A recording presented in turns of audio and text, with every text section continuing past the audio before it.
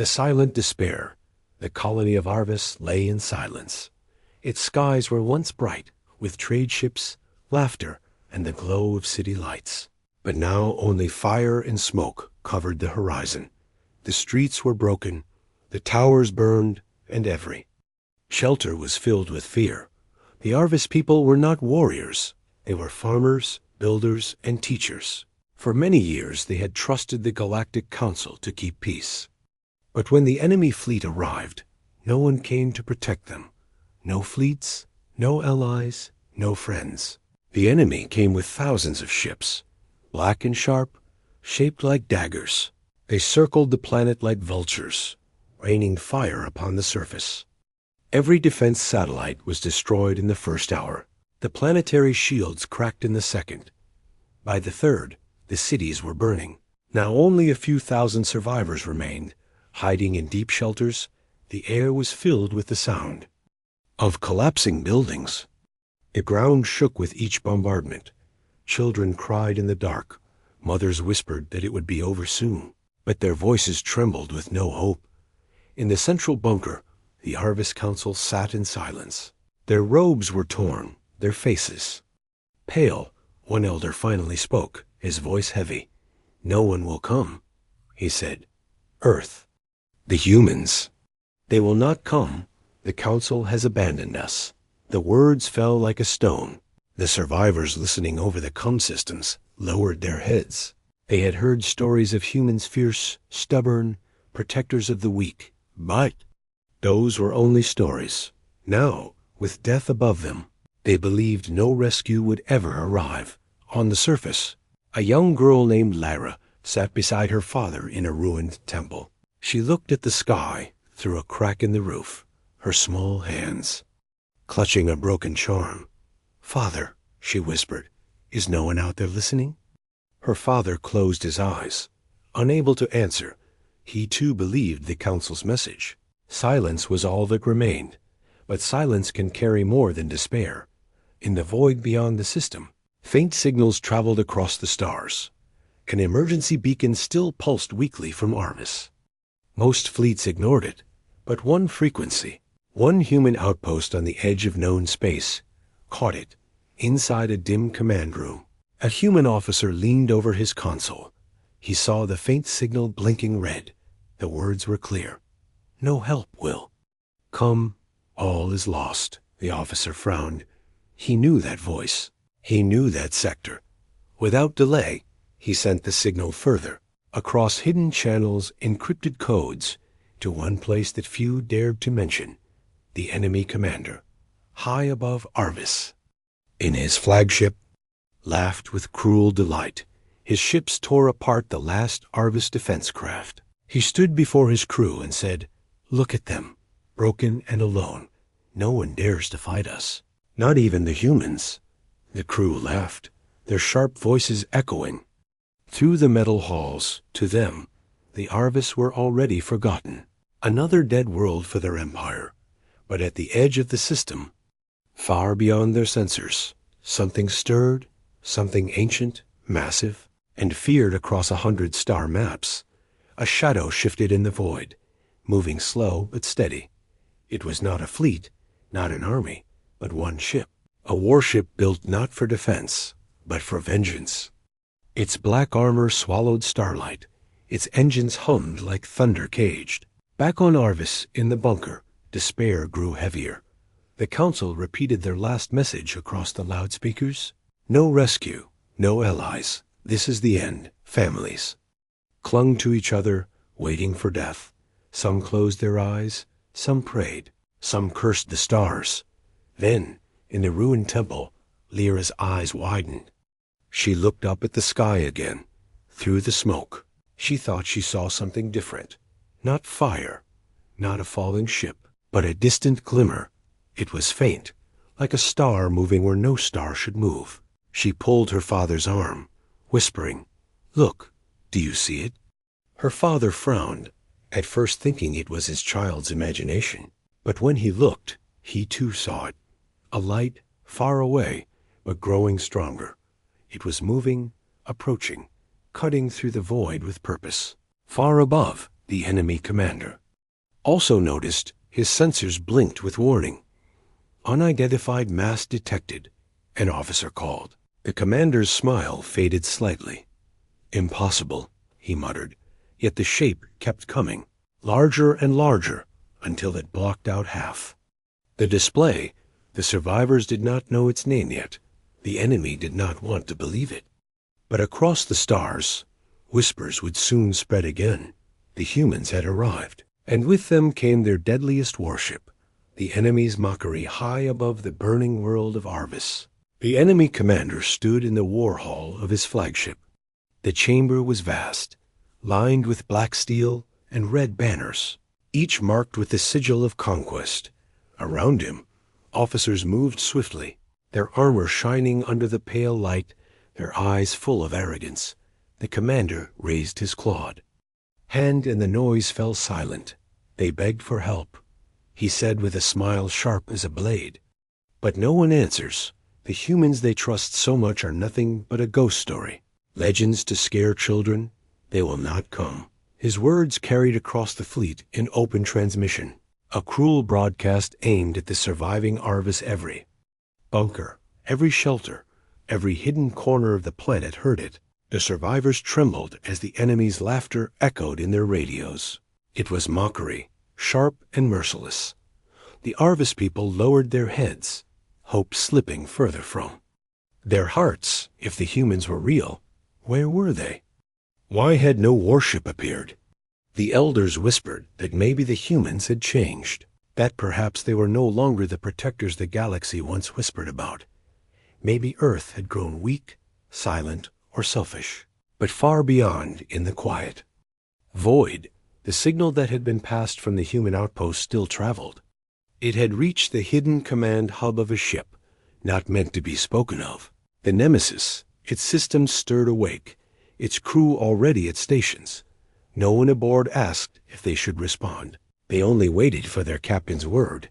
Inside the enemy fleet, younger officers were uneasy. One whispered, "Commander, the sensors still show something at the edge of the system." The commander snapped, "A shadow, nothing more." "You fear the dark like children."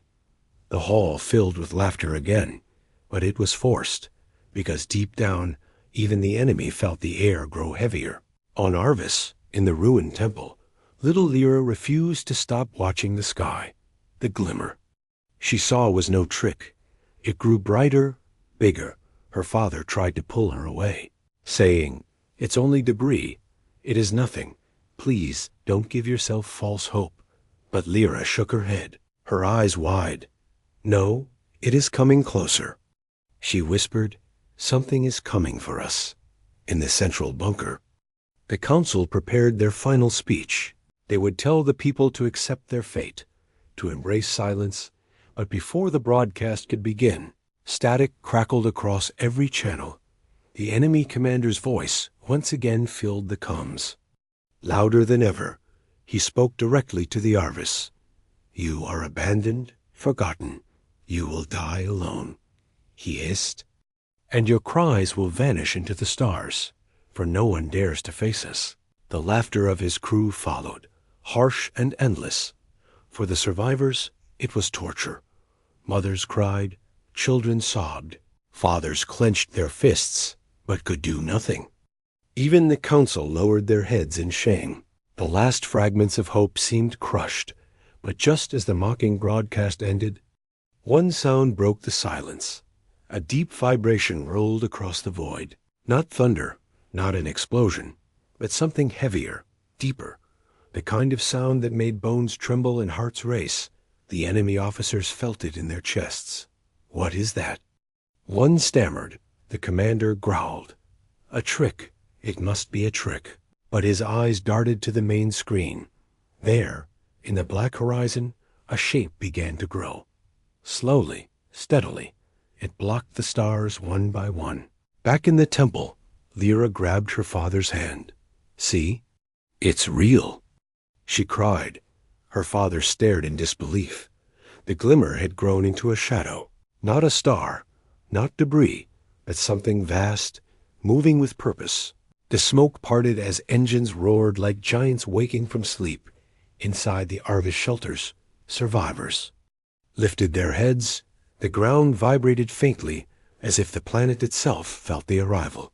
The council froze, the words of surrender dying on their lips. Something had answered. The enemy commander leaned closer to the screen. His mocking grin flickered. The silhouette was too large, too sharp. No ordinary fleet ship could be that size. Impossible, he whispered. But the shape kept coming, its presence undeniable. The enemy crew stared in silence. For the first time, their laughter was gone. One officer's voice cracked. "Commander." "It's a warship." The commander slammed his fist against the console. No ship can stand against us. No ship. But the truth was already written in the stars. The humans had answered. Their deadliest ship was here, and soon the mockery would end. Asterisk. The arrival of the Titan. The void shivered as the shadow drew closer. It was not the size of a cruiser, nor even a dreadnought. It was something beyond scale, beyond fear, a ship so vast that even the enemy fleet began to scatter its sensors in panic. The stars themselves seemed to vanish behind its colossal frame. The Arvis survivors stared in awe, their screens flickering with static as the dark outline sharpened. It was no ordinary vessel, no simple warship. It was a Titan, carved of steel and fire, born from the deepest forges of Earth. The Nemesis, its hull was black as the void. Plates of unknown alloys that shimmered with faint crimson lines. Every edge of its body glowed with power. Rail cannons stretched like spines across its frame. Missile bays pulsed with red light. And at its heart burned the core of a monster. It was not simply built to fight. It was built to terrify. On the enemy flagship, silence filled the command deck. Officers who had mocked moments before now whispered in disbelief. "What kind of ship is that? It's too large. Nothing of that class exists." The commander's face hardened, but his voice betrayed a tremor. "Fire a warning volley," he ordered. "Show this ghost it cannot frighten us." A dozen enemy destroyers surged forward, their cannons flashing bright against the void. Bolts of plasma streaked through space and smashed into the hull of the Nemesis.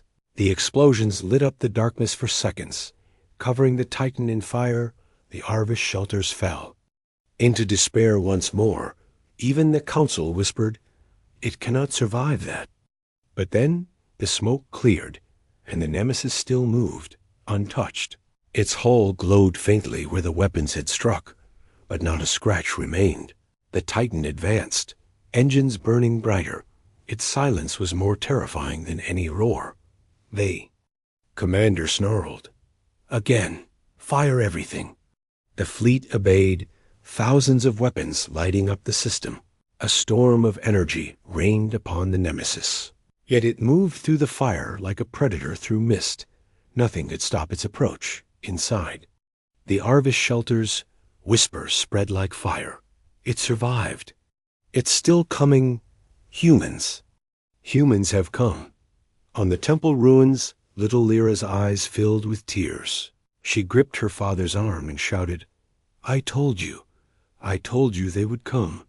Her father, for the first time in days, could not speak. His throat tightened, his eyes wide with something he thought he had lost forever hope. On the Nemesis, the human crew worked in perfect silence. No panic, no chaos. Each officer sat calm at their station. Each hand moved with precision. They had trained for this moment, and their captain stood at the center, his eyes locked on the enemy fleet. He raised his hand slowly, and only 3 words left his lips. "Return the fire." The first railgun fired. The sound was like thunder splitting the void. The slug tore through the blackness. Faster than light, an enemy battleship, armored and mighty, exploded in one strike, breaking apart into fire and ash. The galaxy had never seen a weapon strike so hard, so fast. Then came the second, the third, and the fourth. Each blast erased another warship. The fleet that had mocked moments ago now screamed in fear. Officers shouted warnings. Their calm arrogance burned away in seconds. The commander clenched his fists. This is impossible. No ship can hold such power. No humans can wield such fury. But even as he spoke, the Nemesis released its drone swarms. Thousands of smaller crafts launched from its sides, dark as shadows, cutting through enemy lines like knives. Explosions bloomed across the void. Stars drowned in fire. On Arvis, survivors cheered, tears flowing freely. The hopeless had turned into believers. The council stared at their screens in disbelief, their words of surrender forgotten.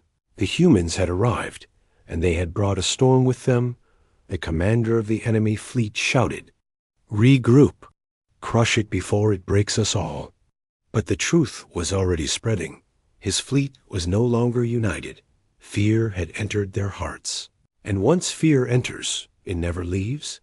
The Nemesis moved forward still, its guns never resting. Each strike carried the promise of Earth. No ally is left behind. No cry goes unanswered, and no enemy leaves unbroken. The galaxy had waited in silence. The enemy had laughed in arrogance, but now the Titan had arrived, and silence itself bowed before its fire, fire across the stars. The void erupted into fire. The enemy fleet surged like a black tide. Thousands of ships spreading their wings across the system, their engines blazing red, their cannons flashing white. They came from every angle, from above, below, and all sides. Their numbers alone would have broken entire empires. But the Nemesis did not turn. It did not retreat. It pressed forward into the storm. Railguns fired, missiles streaked, plasma beams cut through the dark. The Arvis shelters shook as explosions lit the skies, each one brighter than the burning cities below. Children cried, and families clung to each other, unable to tell if the battle meant hope or doom. Every blast painted the heavens in red and gold, like a second war sun had risen. On the enemy flagship, the commander shouted with fury, "Surround it! Do not let it advance! Tear it apart!" But his voice was cracked, for he saw what his crew tried to deny.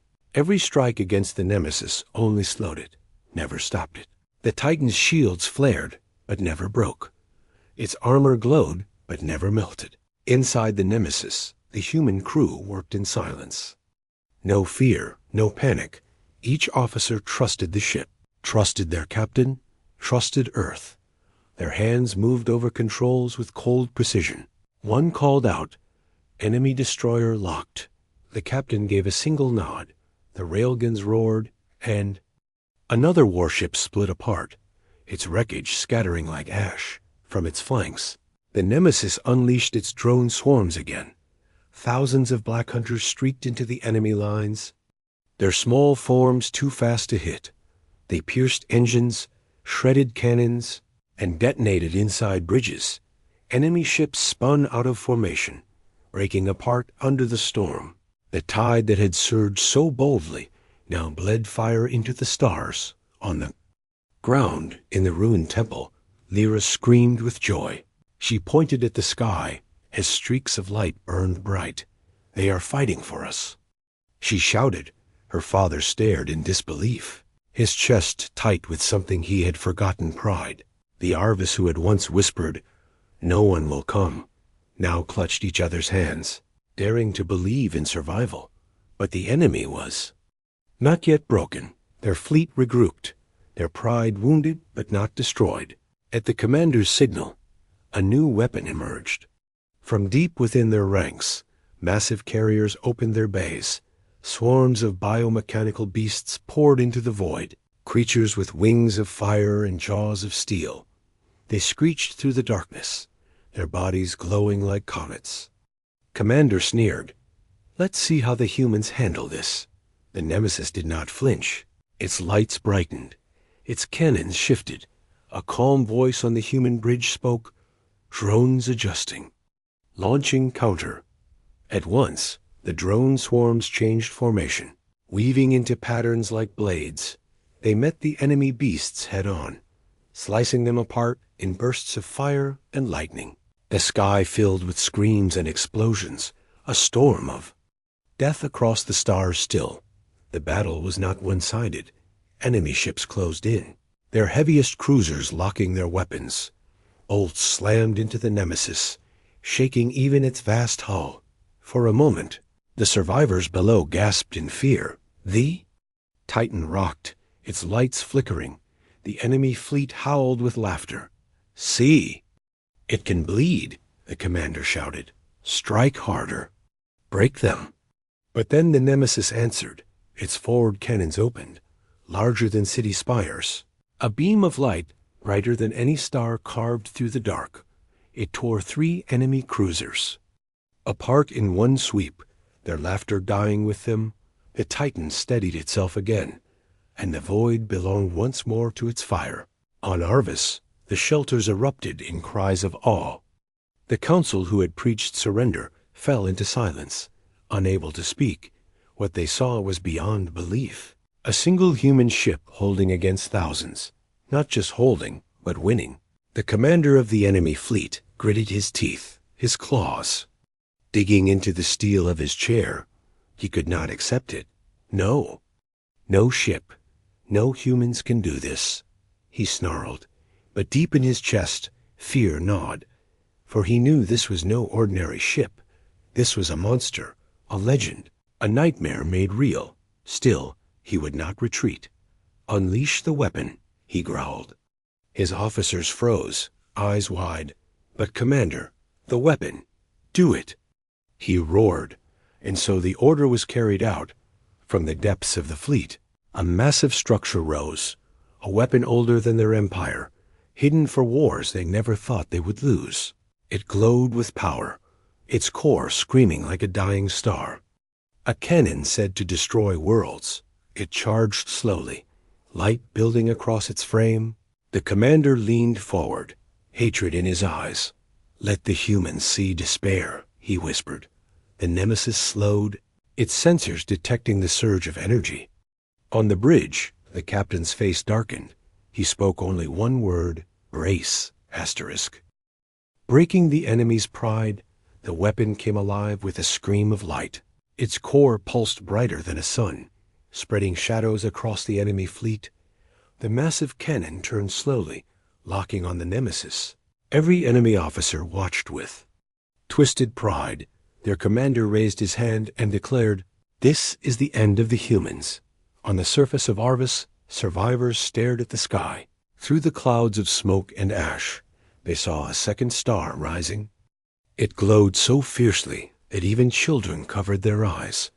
Mothers held their families tight, whispering prayers. The council in the bunker sank into despair once again. "No ship can survive that," one elder muttered. "Even humans cannot fight against the power of a dying star." Inside the Nemesis, alarms flared red. Sensors screamed with warnings. Energy readings reached levels no ship was ever meant to face. The crew remained steady, but their hands moved faster, their voices sharper. "Shields at full power," one officer reported. "Redirecting energy to the forward core," another added. The captain's voice cut through the storm, calm and cold. "Hold steady. Brace for impact." The weapon fired. The beam tore across space like the fury of creation itself. A single line of burning light stretching from the enemy fleet to the heart of the Nemesis. The void shuddered. Planets trembled, and every survivor on Arvis covered their ears, though no sound could reach them. The entire world glowed under the fury of the shot. The blast struck the Nemesis. Its hull lit up. Its shields blazed white. The Titan shook, flames erupting across its surface. The sky turned into fire. Survivors screamed, thinking the ship was lost. Enemy crews erupted in celebration, laughter filling their bridges. Their commander grinned with cruel triumph. "See? Even their deadliest ship burns before us." But then the fire cleared. The wreckage everyone expected was not there. The Nemesis still moved, its shields cracked, its armor scorched, but its engines still burned. The Titan rose again from the sea. Storm, its guns glowing hotter than before. On Arvis, silence fell. Every survivor's breath caught at once.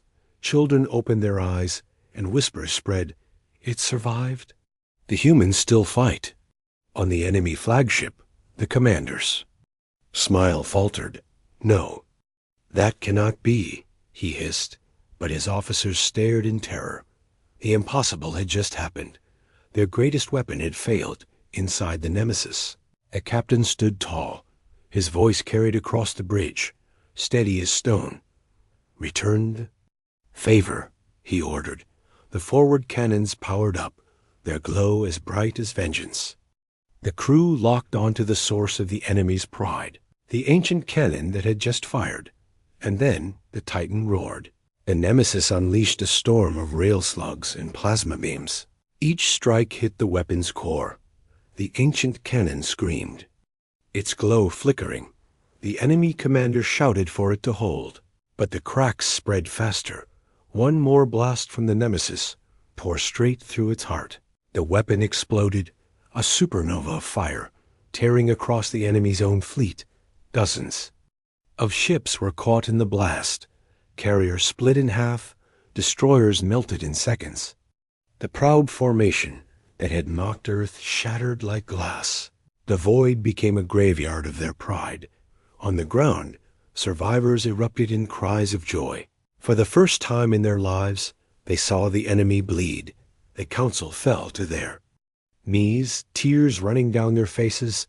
Their despair was gone, replaced by awe. The humans had broken the unbreakable. The enemy commander slammed his fists against his chair. His voice broke into rage and fear.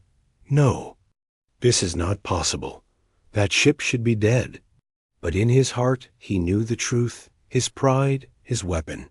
His fleet, it all meant nothing against this one ship. The humans were not legends.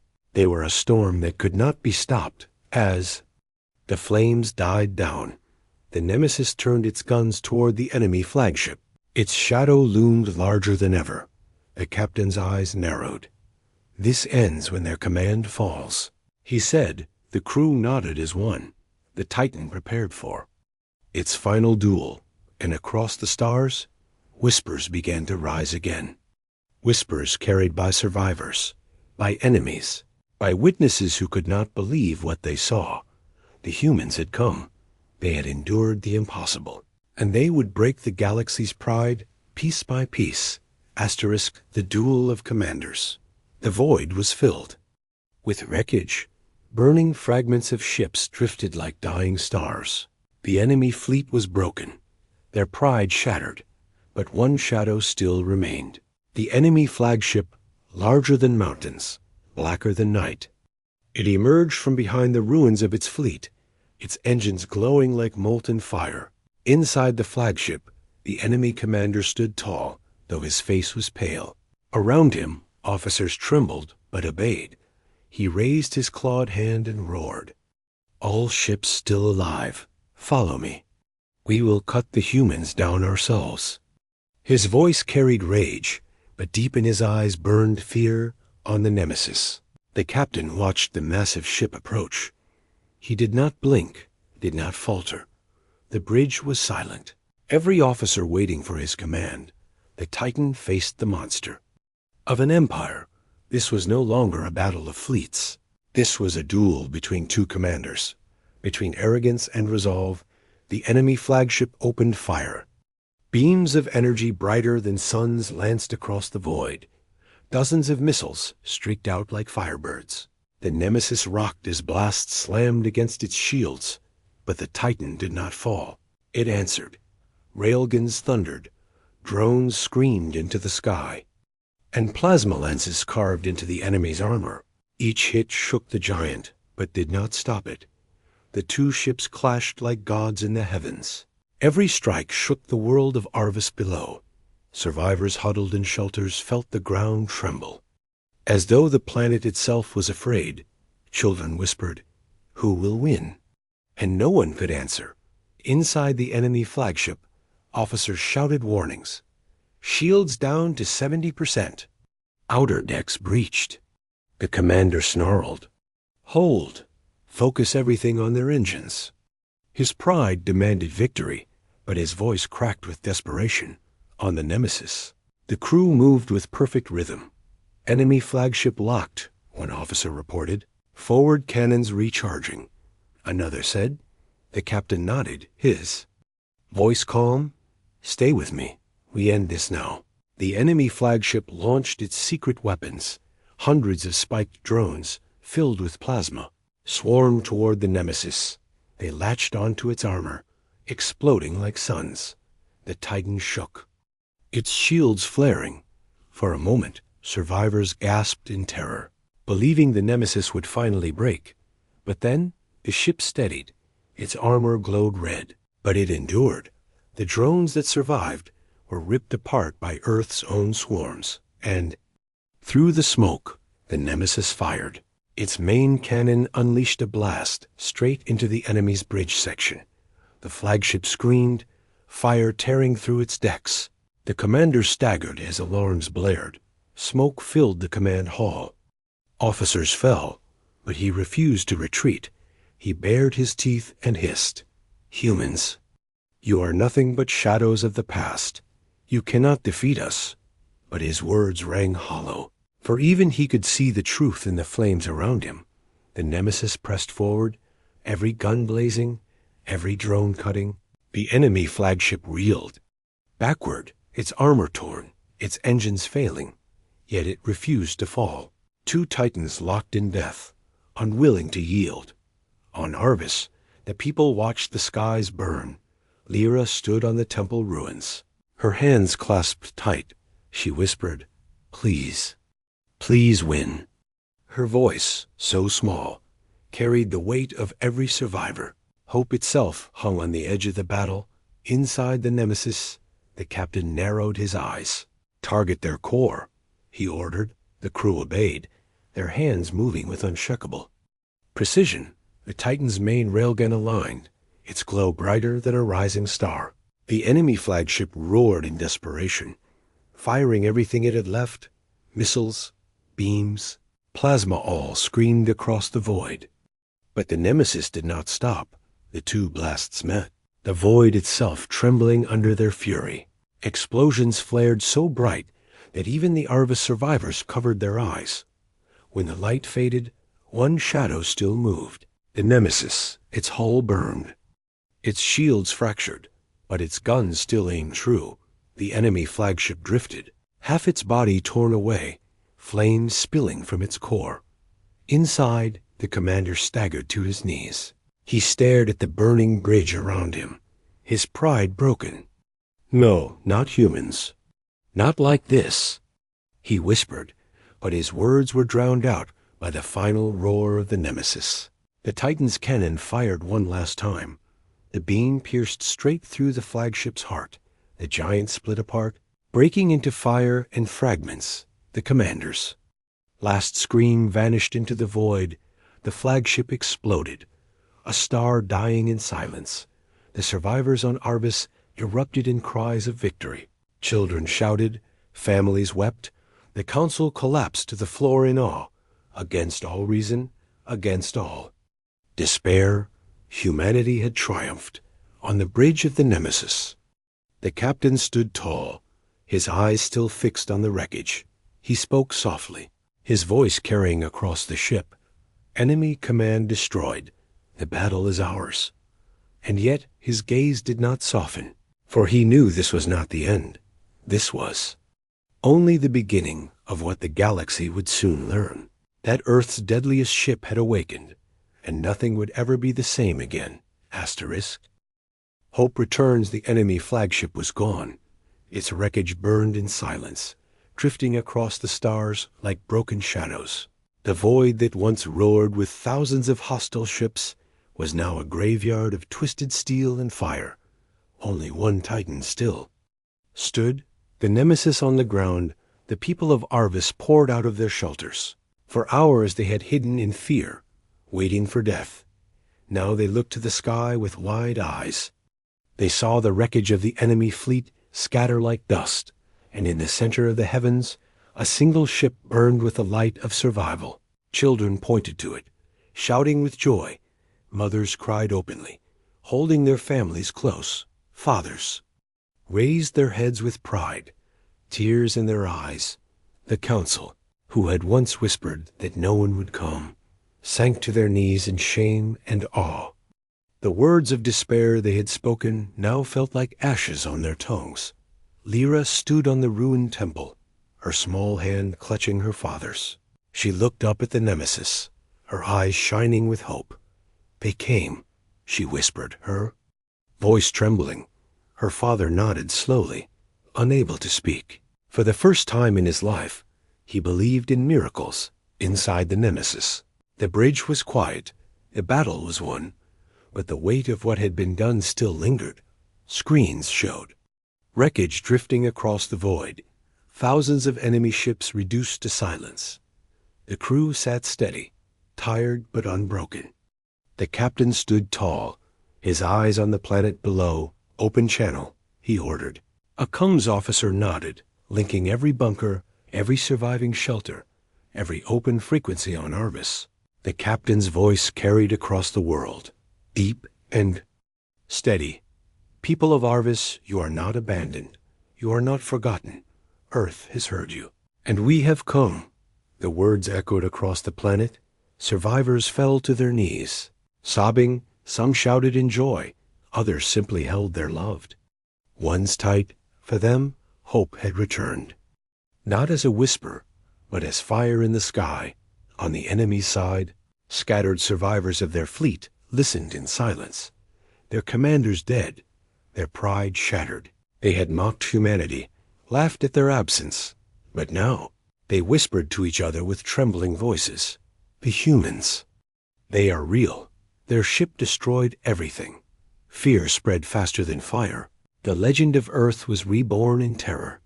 The nemesis slowly turned, its engines glowing faintly. It did not stay to bask in victory. It did not wait for cheers or rewards. The Titan was already preparing to leave, because this was not its first rescue, and it would not be its last on the ground. Lyra cried out as the ship began to drift away. "Wait. Don't go," she shouted. Her father pulled her close, whispering gently, "They will return when they are needed. That is what they are."